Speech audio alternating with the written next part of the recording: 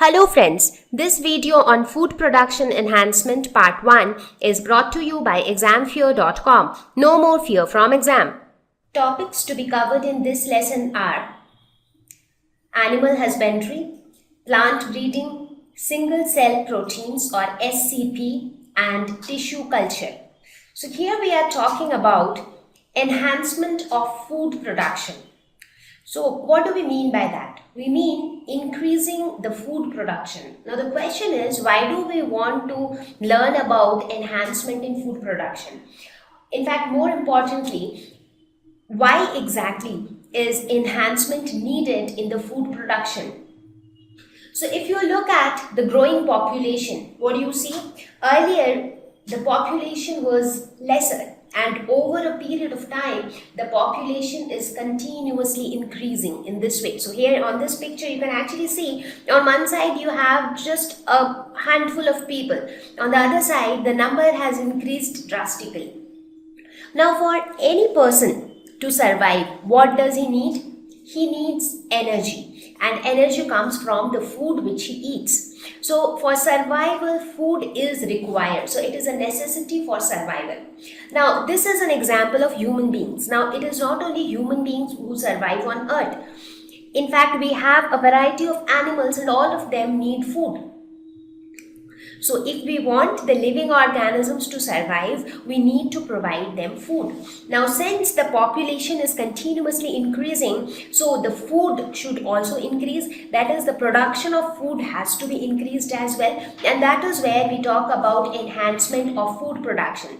Now, several techniques have come into picture which can help in increasing the production of food. So in simple words, we can say that food production enhancement is needed to sustain the increasing population. Now, this is why we talk about enhancement in food production. Now, the question is, what are we going to learn when we talk about enhancement in food production? We will learn about the various techniques which, when applied, help to increase the production of food. Now, even before we start talking about those techniques, what do we mean by food? What exactly are those foods which are being produced?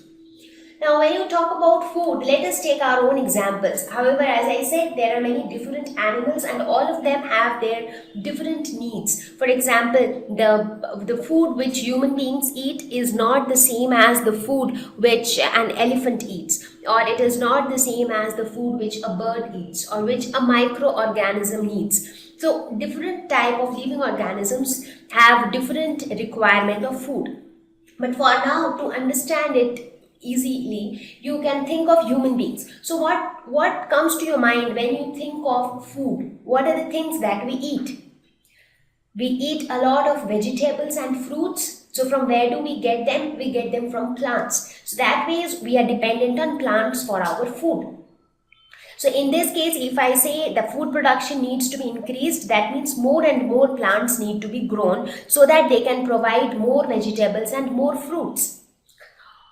We also eat a lot of dairy products. For example, we drink milk, we eat cheese, we eat butter, curd. So there are so many different dairy products which we consume. So for that, what do we need? We need milk. So from where will the milk come? It comes from a lot of animals. For example, cow is one of the best example.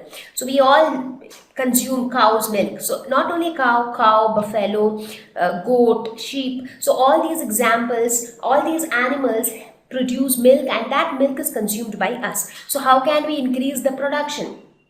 By increasing the number of animals. So if the number of animals increases and all of them give a good quantity of milk, so the food production is also increasing. A lot of human beings are also non-vegetarian and they eat meat, fish or egg, and for these they are directly dependent on other animals. So again, if we want to increase the food production for human beings, the population of these animals need to be increased. We also eat a lot of grains, for example, rice, wheat, bajra, maize, corn. So all of these come again from plants. In fact, these days we even eat some microorganisms like the mushroom. Mushroom is again a nice delicacy in both India as well as outside. So people eat a lot of mushroom, and it also has a nutritional value attached to it. So this is a microorganism, right? We all know that mushroom belongs to the group fungi. So this is also a food for human beings. Other than this, also you have a variety of food, like if you think of anything which you eat, for example, whether you eat a burger or you drink a juice, so all of them are directly or indirectly derived either from plants or from animals, the other animals. So this is what comes to our mind when we talk of food. Now, in order to survive, we need some of these, even if not all of these, but some of these at least. For example, if you do not get meat, fish or egg, you can at least survive with fruits and vegetables. Similarly, if you do not get milk or milk products, you can survive with fruits, vegetables or grains. But here we are going to talk about how can we increase the production of all these, whether you talk about the plants or you talk about the animal sources of food. So how do we increase the production of all the food materials? Because this is very much important for the survival of the growing population. Now, there are various methods to enhance food production. So let us first quickly see what are the different methods which can help to increase the production of food. So one is animal husbandry, where we talk about how to increase food production from animals. Now, we already saw that how are we dependent on animals for our food. Like some of us are directly dependent on animals, those who eat fish or those who eat meat of animals, they are directly dependent on animals. Some of us are indirectly dependent on animals. For example, those who are vegetarian, so they depend on the eggs which are laid by other animals or birds. Again, many of us drink milk. So those who consume dairy and dairy products, they are again indirectly dependent on animals like cows, which produce milk, and that milk is consumed by us. So in animal husbandry, we will talk about how to increase the production of food from animals. Next is plant breeding, where we'll talk about the food production enhancement from plants. Because from plants, we get a lot of stuffs. We get different vegetables, different fruits. We also get all the cereals like rice, wheat, maize, etc. So a variety of stuffs are obtained from plants, and they are all extremely nutritious. Some of them are rich in carbohydrates, some in proteins, some in minerals. So we will see how can the production of food from plants be increased. Next is SCP, that is single cell protein. So in single cell protein, we will see how can a particular cell be utilized to act as a food or to act as a rich source of protein. So the best example here would be the microbes. We will see that a lot of microorganisms can be grown in culture, and they can act as a source of food for human beings. And the last method is tissue culture. So in tissue culture, what we will learn is how can we grow an entire plant from a particular tissue or from a particular cell. So from one cell, you can actually end up growing a lot of plants.